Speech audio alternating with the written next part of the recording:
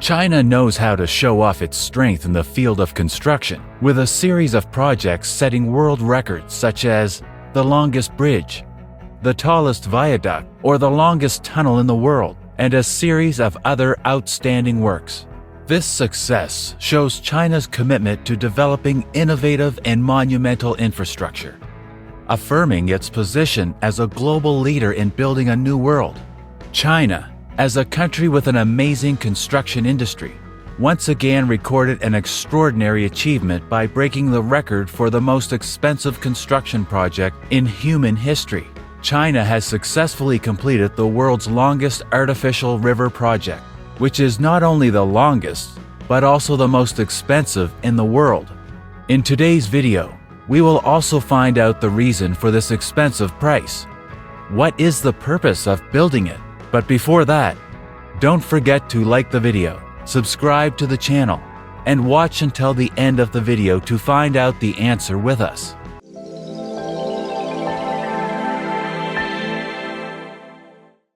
In the world, there are many megaprojects that have been implemented and achieved resounding success, such as Russia's Trans-Siberian Railway, China's Three Gorges Dam, or the AFF International Space Station, all of which are huge costs, but have brought great economic value and became world legends. Through the northern region of China is a unique artificial river, 1,432 kilometers long, Central Route, carrying clear, sweet water to Beijing capital, aiming to take 44.8 billion cubic meters of fresh water annually from the Yangtze River and from the water-rich south to the drier north to resolve the balance in water distribution nationwide. This mega project has a budget of $62 billion, making it one of the most ambitious and expensive projects in human history. The water's journey begins in a remote mountainous region of central China at the Danjiankou Reservoir. The water flows north through canals and pipes, crossing the Yellow River and reaching Beijing's water treatment plants 15 days later. The project is expected to cost tens of billions of dollars, possibly even more than double that of the country's largest dam in the world, the Three Gorges Dam. This project includes 3 phases. The first phase is the Eastern Line, serving Jiangsu and Shandong provinces in 2007, connecting Shandong with the Yangtze River and carrying water to the north to the Huanghuihai Delta via the Beijing-Hangzhou Grand Canal. Diverted from a major tributary of the Yangtze River, near the city of Yangzhou, the water flows along existing rivers to Shandong's Waishan Mountains before crossing the Yellow River through a tunnel and flowing to Tianjin. The Eastern Line is over 1,155 kilometers long, including 23 pumping stations with an installed capacity of nearly 454 megawatts. In the first phase to supplement the existing 7 stations. The East Line also includes a 9-kilometer-long tunnel extending from the exit of Dongping Lake to the entrance of the Weilin Canal, including a 634-meter-long pipeline section and 2 9.3-meter diameter tunnels, located 70 meters deep below the Yellow River bed. The construction has been delayed due to the industrial chemical pollution and agricultural production, threatening water quality. However, water began to be diverted to Shandong in 2014 and to Tianjin in October 2017. The Central Line. The construction of the Central Line began in December 2003. This route has a total length of about 1,432 kilometers. It was originally scheduled to be completed before the opening of the Beijing Olympics in August 2008 to provide water supply to the Chinese capital. However, by September 2008, the project had only completed 307 kilometers. The Central Line diverts water from the Danjiankou Reservoir in the Hanjiang River through new canals near the western edge of the Huanghuihai Delta to flow through Henan and Hebei provinces to Beijing.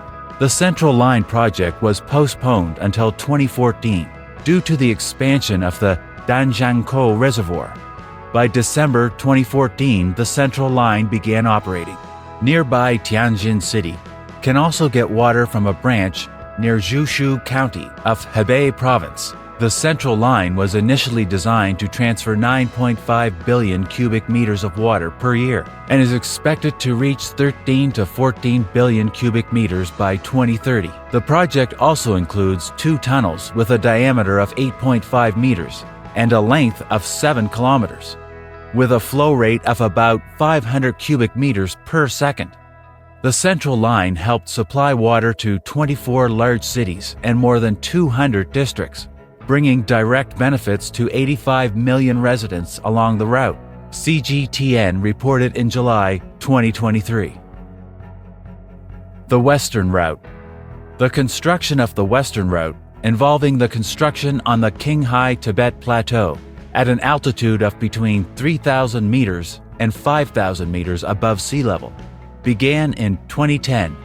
To complete the Western Route, Chinese engineers must overcome major technical and climatic challenges.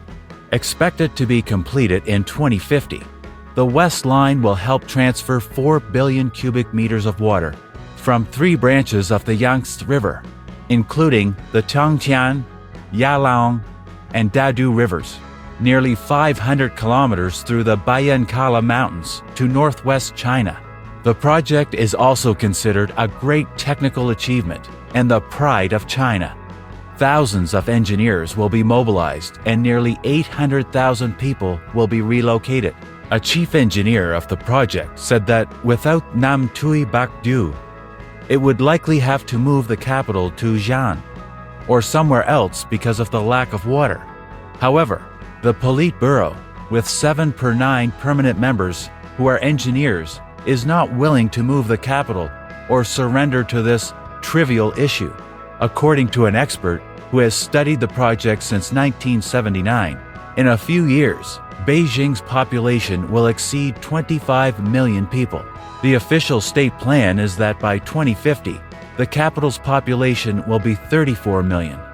The strategy chosen to modernize China is to accelerate the urbanization, and so the Nam Tui Bakdu project is of vital value because Beijing is seriously lacking in water. The project is considered a Chinese strategy, so the project's budget also comes entirely from the government of this country. However, like other major Chinese projects, such as the Three Gorges Dam, the South-North Water Diversion Project's plan has raised many environmental concerns, mainly related to the loss of antiques, displacing people, and destroying grassland. In addition, industrialization plans along the project's routes pose a risk of causing serious pollution to the diverted water sources. To help combat this threat, the Chinese government has earmarked more than $80 million for Jiangdu, Huai'an, Sutian, and Zhushu in eastern Jiangsu province to build treatment facilities, although estimates suggest the actual cost is more than double this figure. Overall, about 260 projects have been implemented to reduce pollution and help ensure that water in the North-South Water Diversion Project areas will meet minimum drinking standards. The first phase of the eastern and central routes of the project has basically promoted comprehensive effectiveness. Over the years, more than 62 billion cubic meters of water has been transported across 280 districts of 42 cities along the route that benefited from this project. The project has provided 2/3 of the water needs for inner-city Beijing and most of Tianjin City. Not only does the project provide water, but it also helps water transportation develop strongly and preserves many cultural and historical values. China believes that the project is killing 2 birds with 1 stone, both solving the problem of drought and water shortage in the north and overcoming the problem of flooding in the south. Access to new water sources also helps sustain industries and infrastructure in the north. Ms. Vuong Quan, a resident of Zhejiang province, said, "Along the project, ancient towns, relics, and parks have been preserved and renovated. creating beautiful scenery and improving the quality of life. This great project, with a budget of $62 billion not only solves drought and water shortages in the north, but also helps the south reduce floods. The waterway is 1,700 kilometers long, with the East Line, the West Line, and the Central Line starting from Hangzhou City and extending to Beijing City, connecting with the major rivers such as Haihe, Yellow River, Huaihe, Trongjiang, and Qiangtang. The waterway has created a new, strong driving force for the development of many localities. Ms. Cao Owan, the manager of the Huai'an-Jiangsu Waterway intersection, said, "This intersection ensures smooth waterway transportation, as well as contributes to preventing floods for local people. Since it was put into operation, surrounding localities have benefited greatly." Jiangsu Province has built 4 modern green transportation zones. The northern Jiangsu section alone handled more than 300 million tons of cargo in 8 years. Shandong Province has restored more than 150 wetlands. Beijing makes continuous efforts in pollution control to improve water quality.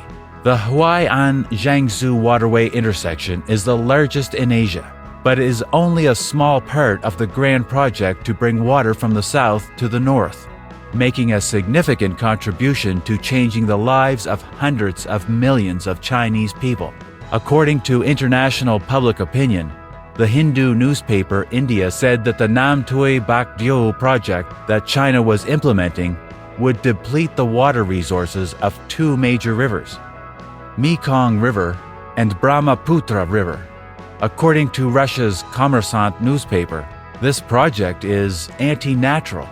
In addition, China currently has an even more massive project, which is to bring a large amount of seawater to Inner Mongolia to fill 1,300 lakes that have dried up in the last 10 years due to power plants running coal and chemical plants. The giant pumps can lift seawater to an altitude of 1,170 meters, delivering millions of cubic meters of water to Mongolia, some of which will be desalinated and resold to water-strapped local businesses. Do you think China is too delusional with its bold ideas? And how do you feel about this project that is considered the most expensive in the world? Or do you know any other expensive projects and want us to make a video about them? Please share with us in the comments section below. For now, goodbye, and see you again in our next videos.